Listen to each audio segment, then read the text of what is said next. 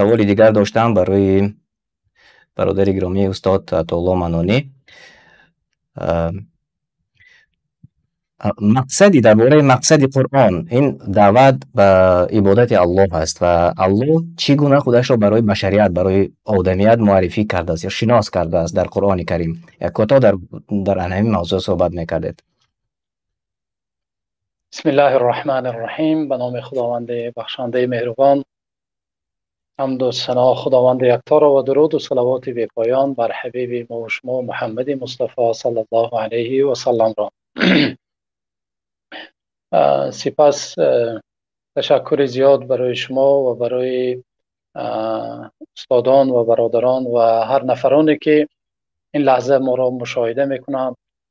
این لحظه های بسیار پربرکت، شب های ماه مبارک رمضان، این ماهی که قرآن در آن فرود آمده است و همچنین موضوع ما و شما هم این است که درباره قرآن بهترین کتاب است و خصوصیت ها و مقصد های اساسی این کتاب جاودانه است و یکی از مقصد های اساسی کتاب الله و قرآن کریم این معرفی کردن خداوند خود را معرفی میکند برای بنده هایش و اینچنین آنها را دعوت میکند به پرستش الله یگانه، به عبادت کردن خداوند و چگونه عبادت کردن. در دنیا کتابی نیست مثل قرآن که چنانه که قرآن خداوند را به ما معرفی کرده است و چنانه که قرآن به عبادت الله دعوت کرده است. یگان کتاب را ما نمی بینیم. حتی کتاب های آسمانی که پیش از قرآن بود، این کتاب از آغازش شروع می شود که سوره فاتحه است. خداوند بسم الله الرحمن الرحیم الحمد لله رب العالمین، یعنی خداوند هر روز 5 وقت نمازی که ما میخوانیم با همین سوره حتمی است که ما خداوند را ثنا گوییم، عبادت کنیم. حمد و ثنا پروردگار عالمیان را. خداوند چنین خود را معرفی کرده است و چنین برای ما امر کرده است و تعلیم داده است که با چنین حمد و ثنا الله یگانه را، خداوند تنها را ما ستایش گوییم و عبادت کنیم. و همین مقصد یگانه قرآن، مقصد نخستین و اولین قرآن این است که مردم را شناسانیدن به سازنده، آفرنده و خالق آنها و رازق آنها. ما در قرآن کریم چنانه که گفتیم از آغاز سر می شود تا آخر، تا حتی آخرش را می بینیم که قل اعوذ برب الناس. خداوند میگوید بگو پناه میبرم با پروردگار مردم. در اینجا هم الله خودش را معرفی میکند و بین فاتحه و بین سوره قل اعوذ برب الناس هر یک سوره ها، هر یک صفحه ها الله حق سبحانه و تعالی دعوت میکند مردم را تا اینکه او را عبادت کنند و خودش را معرفی میکند. ببینید که در قرآن کریم خداوند تنها واژه الله، کلمه الله 2697 مراتب ذکر شده است.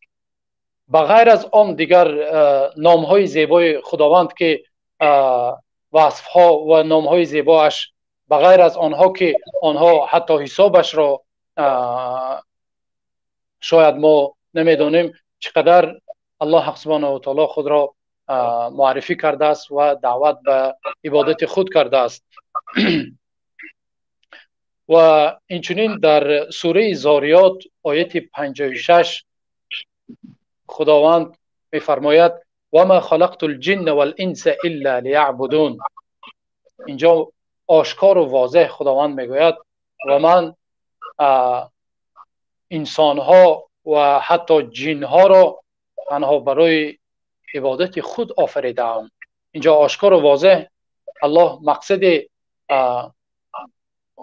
آفرینش انسان ها و تمام مخلوقات را بیان کرده در این کتاب خود، در کتاب جاودانه خود میگوید من تنها برای عبادت خود آفریدم. و اینچنین در دیگر سوره ها الله سبحانه و تعالی نعمت های خود را یادآور شده، چقدر نعمت هایش را ذکر میکند. میگوید من همون ذات هستم که برای شما نعمت ها میدهم و آیا آن ذاتی که شما را آفریده است، آن ذاتی که شما را رزق میدهد، آن ذاتی که شما را نگه میدارد، آن ذاتی که برای شما چقدر نعمتهای فراوان عطا کرده است، آیا او سزاوار عبادت، تنها او سزاوار پرستش نیست؟ گویان الله سبحانه و تعالی حتی میگوید در سوره ابراهیم و سوره نحل میگوید و این تعدوا نعمت الله لا تحصوها. شما ای بندگان من، اگر نعمت هایی که من برای شما دادم و مهیا کردم اگر آن را حساب میکنم، گویید حتی حساب کرده نمیتونید. بله واقعا چنین از نعمت های الله سبحانه و تعالی را. سوالی دیگر داشتم من. خب استاد برادر ما عطاالله منانی، خب البته کتاب الله کتاب است برای همه عصر و زمان.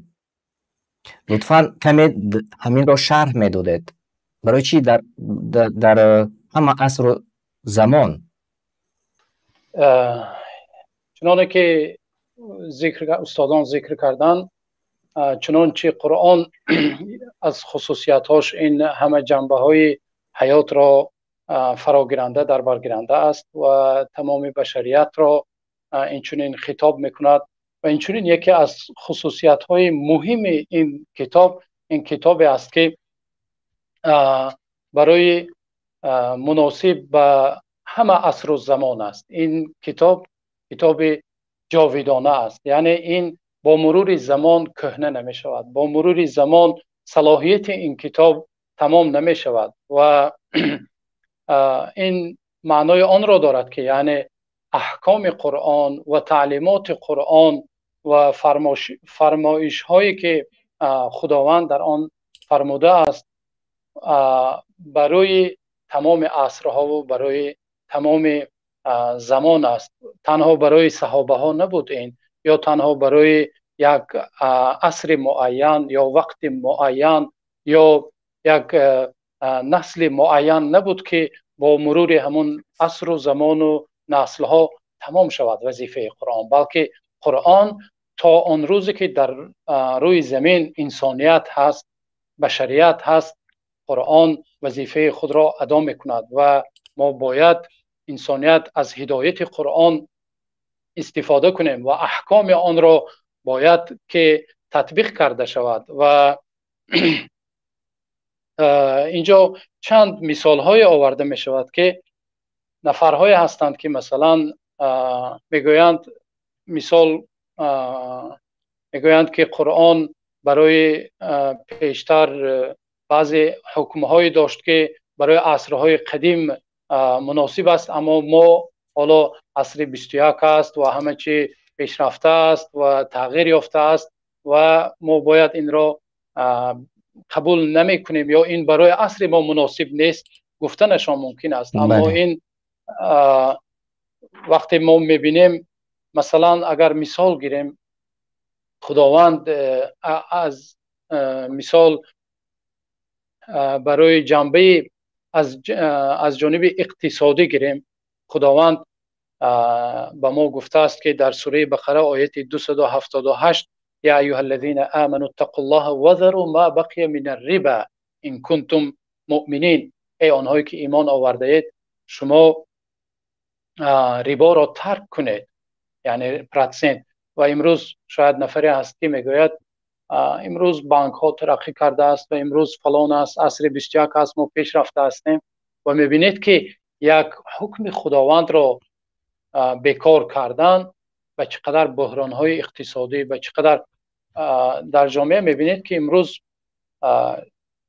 متاسفانه خانه نمانده است که شاید از بانک ها قرض ربا، قرض پرسنت نگرفته باشد. چقدر مردم قرضدار شدند. برای چی؟ برای اینکه گفتند که یک حکم خداوند را گفتند این فقط پرسنتی بود که در زمان جاهلیت بود، امروز ما آن را قبول نداریم. یا یک حکم خداوندی که مثلا خداوند در سوره نور مردها اگر از جنبه اجتماعی گیریم یک حکم برای جامعه ما خداوند فرمود که برای مردها و زنها قل للمؤمنین یغضوا من ابصارهم، آیت 30 و 31 سوره نور. و خداوند میفرماید و قل للمؤمنات یغضضن من ابصارهن و یحفظن فروجهن ولا یبدین زینتهن الا ما ظهر منها. یا در تمام آیات میگوید ولیضربن بخمورهن علی جیوبهن. خداوند میگوید ای پیامبر شما برای مردها گویید که چشمهای خود را نگه دارند و پرچهای خود را نگه دارند. خود را زنها اینچنین برای زنها بگویید که خود را نگه دارند و زینت خود را بپوشند.